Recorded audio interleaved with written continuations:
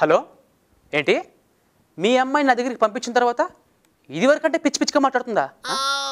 పిచ్చి పిచ్చిగా కాదా, పచ్చి పచ్చిగానా? మీ అమ్మాయి పట్టింది పిచ్చి కాదు, అది మత పిచ్చి.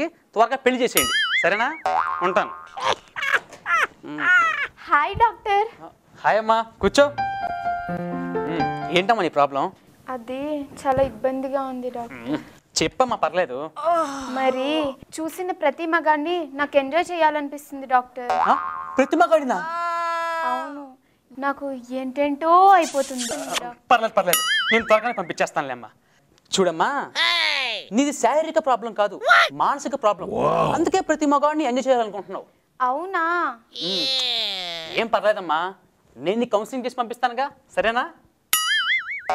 దీని దగ్గర ఎక్కువ డబ్బులు నొక్కేయచ్చు. జనరల్గా నేను కౌన్సిలింగ్కి 1000 రూపాయలు తీసుకుంటాను. నీకు ఓకే కదా? 1000? అంత చీపా? అయితే మరి రోజంతా అయితే ఎంత డాక్టర్?